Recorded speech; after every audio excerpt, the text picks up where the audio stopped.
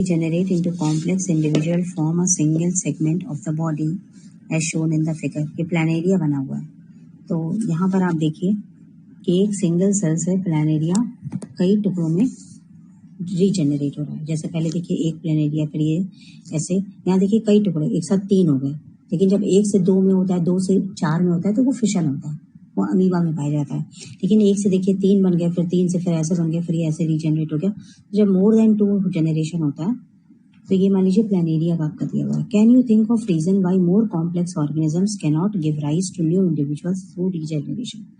तो जब 2 से ज्यादा आपका हो रहा है तो इस प्रोसेस को हम रीजेनरेशन कहते हैं। जैसा आपका अमीबा होता था, अमीबा से आपके 2 बनते थे, फिर आपके 2 बनते थे, तो ये आपका फिशन होता था। ये क्या था? फिशन। लेकिन आपका 2 से ज्यादा बन रहा है, 3 में कटा और फिर ये उससे पूरा पूरा डेवलप हो गया, इसको कहते हैं रीजेनरेशन। तो रीजेनरेशन हमारा प्लानेरिया में पाया जाता है। यहाँ से आप ये भी बात याद रखिएगा। अब देखिए यहाँ पर ये क्वेश्चन कह रहा है कि इस तरीके का जो ऑर्गेनिज्म है, क्योंकि ये सिंगल सेगमेंट है और ये इससे देखिए पूरा पूरा ऑर्गेनिज्म बन जा रहा है उसके टुकड़ों से, लेकिन ये प्रोसेस हमारा मल्टी सेलुलर ऑर्गेनिजम्स में क्यों नहीं दिखाई देता? क्योंकि मल्टी सेलुलर ऑर्गेनिजम्स में जो बॉडी होती है उसके अंदर स्पेशलाइज्ड टिश्यू होते हैं, यानी अलग अलग फंक्शंस के लिए अलग अलग सेल होते हैं। जैसे सांस लेने के लिए ब्रीथिंग हो गई और डाइजेशन के लिए स्टमक हो गया। लेकिन प्लानेरिया जैसे ऑर्गेनिज्म में ऐसा कुछ नहीं है कि अलग से स्टमक हो, अलग से रेस्पिरेशन प्रोसेस करने वाला टिश्यू हो। So these does not have a, आप इसको ऐसे लिख सकते हैं, Planaria generation process occurs in the organism of single segments because they do not have the specialized cell, but multicellular organism they have specialized cell, so there is not the regeneration process which can be held in the complex organism। फिर से समझ लो, ये जो Planaria वगैरह है कि ऐसे organism है जिनके अंदर स्पेशलाइज्ड सेल नहीं होता, तो ये रीजनरेट हो जाते हैं पूरे के पूरे। लेकिन हम जैसे मनुष्य हैं, हम लोग मल्टी ऑर्गेनिजम्स हैं, मतलब हम लोग इसको आप कह सकते हैं कॉम्प्लेक्स ऑर्गेनिज्म है। जैसे स्टमक है या रेस्पिरेशन है, हमारे लिए अलग अलग उसका अंदर स्ट्रक्चर बना होता है, स्पेशलाइज्ड टिश्यूज होते हैं हमारे पास, है ना। तो इसलिए हमारे अंदर ये रीजेनरेशन नहीं पाया जाता है। That means complex organisms have specialised tissues and cell, so this process of regeneration is not found in complex organisms. Okay, now next question आप ये देखिए, ये एक फर्टिलाइजेशन का क्वेश्चन है। जैसा कि आप यहाँ पर देख रहे हैं क्वेश्चन में, देखिए कि फिगर बना हुआ है। यहाँ इस फिगर में आप देख रहे हैं कि ये पॉलन ग्रेन है, ये स्टिग्मा है, ये मेल गैमीट सेल है, ये पॉलन ट्यूब है, ये ओवरी है, ये फीमेल गैमीट है। तो यहाँ पर ये फर्टिलाइजेशन किसका हो रहा है? ये मेल और फीमेल का, मतलब फ्लावर के अंदर का पॉलिनेशन है फ्लावर के अंदर का। तो फ्लावर के आपके 4 पार्ट क्या हो जाते हैं? मेल पार्ट इसका क्या होता है? स्टैमेन, और फीमेल पार्ट क्या होता है? स्टिग्मा, है ना। स्टैमेन के पार्ट आपके क्या होते हैं? ये पॉलन ग्रेन यहाँ से अंदर जाता है आपकी ट्यूब के अंदर, पॉलन ट्यूब के अंदर, और यहाँ पे ये फीमेल पार्ट ओवरी होता है। यहाँ पे फीमेल गैमीट्स पहले से होते हैं, तो जिसमें मेल गैमीट्स जाकर के आपस में फर्टिलाइजेशन करते हैं। तो चलिए देखते हैं क्वेश्चन क्या है। मतलब ये फिगर आप देखते ही समझ जाइए, this is the fertilisation which is found in case of flowers. Okay, now fertilisation is the fusion of male germ cell and female germ cells to give zygote. तो फर्टिलाइजेशन क्या प्रोसेस होता है? इसमें एक मेल जर्म सेल और एक female germ cell आपस में रिएक्शन करता है, आपस में मिलता है, और वो जो सबसे पहली चीज बनाता है वो बनाता है जाइगोट। क्या बनाता है? Zygote. The process of germination of pollen grain shown in this figure. तो पॉलन ग्रेन किसमें पाया जाता है? आपके मेल जर्म सेल्स को पॉलन ग्रेन कहते हैं। फिर वो फीमेल जर्म सेल्स के अंदर जाते हैं जहां पर पहले से फीमेल गैमीट्स होते हैं, वो आपस में मिक्स होते हैं and they form embryo. Question हमारा क्या पूछा गया है? Which structure develop into seed, fruit और एम्ब्रियो। कौन से स्ट्रक्चर से सीड बनता है, कौन से फ्रूट बनता है, कौन सा एम्ब्रियो बनता है? तो सीड से हमारा बनता है, आप लिखते जाइए, सीड से बनता है ओव्यूल, ठीक है। फ्रूट से हमारा बनता है ओवरी, और एम्ब्रियो किससे बनता है? जाइगोट से। यानी जो पहले जाइगोट बनता है ये चेंज होकर एम्ब्रियो बनाता है। फाइनल प्रोडक्ट है आपकी यहाँ पे ये जो ओवरी बनी हुई है, ये जो बाहर वाली है ओवरी दिख रही है आपको, ये चेंज होती है फ्रूट में, ठीक है। और ओव्यूल यानी जब अंदर आते हैं और आपस में मिलते हैं, तो जो ओव्यूल बनता है वो चेंज होता है सीड में। सो this is overall In this lecture, I will again connect you in another lecture. अब देखिए पहला क्वेश्चन क्या है, mention the genotype and phenotype ratio of the of spring in F2 generation. तो ये आपकी प्रोगेनीज बनती है F1 F2। यहाँ पर आप देखिए आपका एक राउंड सीड है और आपका एक रिंकल्ड सीड है। राउंड के लिए आपको कैपिटल आर दिया है, रिंकल्ड के लिए आपको स्मॉल आर दिया हुआ है क्वेश्चन, ये देखिए, ठीक है।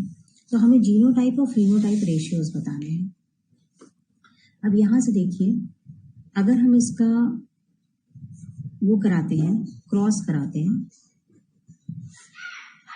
देखिए R R and R and R, ये आपका क्रॉस हो जाएगा। तो आर और आर और आर, तो ये बनेगा आर, उसके बाद इससे आया आर, फिर ये बना आर, इससे आया आर, यहाँ पर आपका बना आर और ये आर, इससे फिर आपका ये बना आर और आर।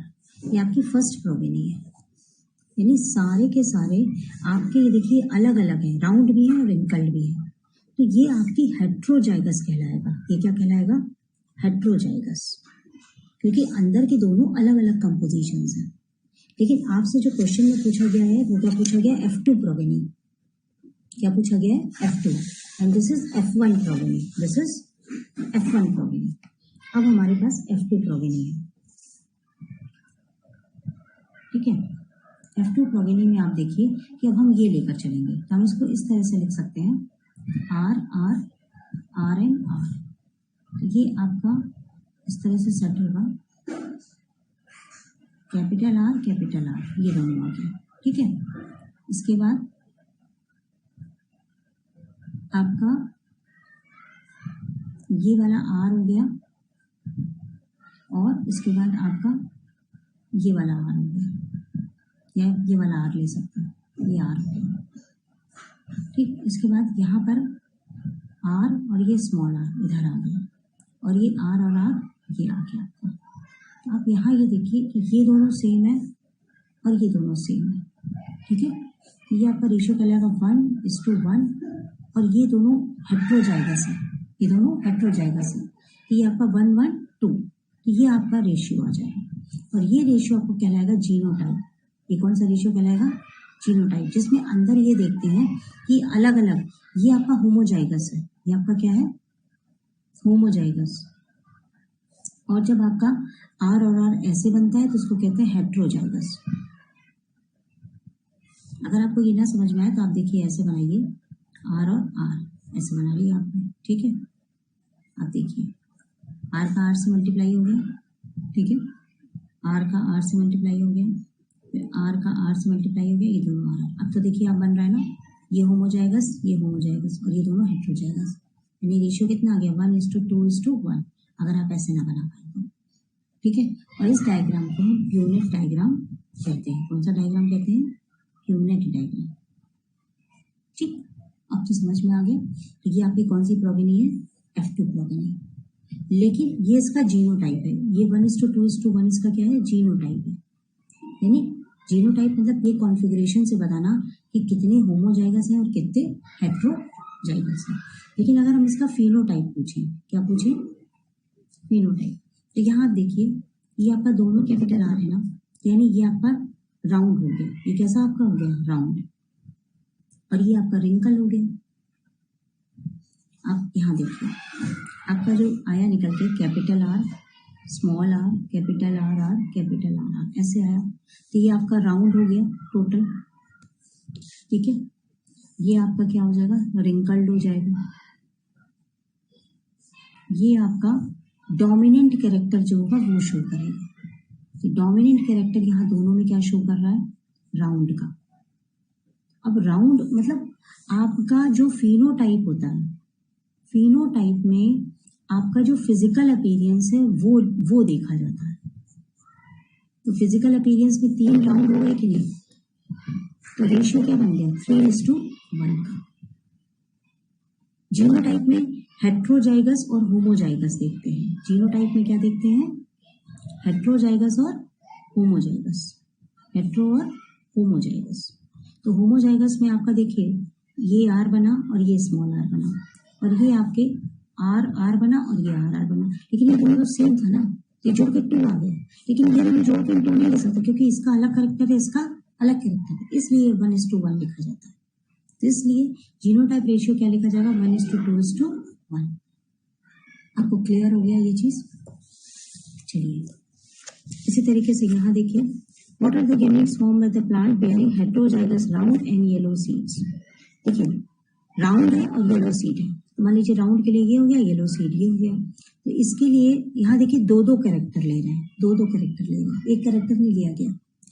और उसका हेटेरोजाइगस देखिए, तो हेटेरोजाइगस RY या मान लीजिए कैपिटल मान लीजिए येलो हो जाएगा, तो आपका ये स्मॉल r हो जाएगा रिसेसिव में, या तो ये आपका हेटेरोजाइगस हो जाएगा।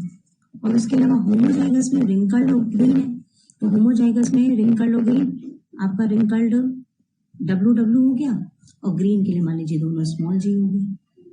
ठीक, इसको आप और भी लिख सकते हो कि मान लीजिए अपने स्मॉल r तरह से हेटेरोजाइगस बनेंगे कि नहीं, एक तो दोनों मिक्स में ना, एक कैपिटल एक स्मॉल, या तो दोनों स्मॉल ये दोनों कैपिटल। तो ये आपका क्या हो जाएगा, ये पहला वाला heterozygous round and yellow. Round के लिए मैं R ले रही हूँ और येलो के लिए Y ले रही हूँ। इसी तरह से जब होमोजाइगस रिंकल्ड और ग्रीन, तो रिंकल्ड देखिए आप कंफ्यूज हो जाएंगे, तो मैं इसको और क्लियर कर दूँ आपको। ये वाला क्वेश्चन बहुत ध्यान से समझिए, इस कंसेप्ट को मैं कैसे समझा रही हूँ। देखिए आपके 2 तरह के कैरेक्टर्स होते हैं, एक होता है आपका जीनोटाइप, एक होता है आपका फिनोटाइप।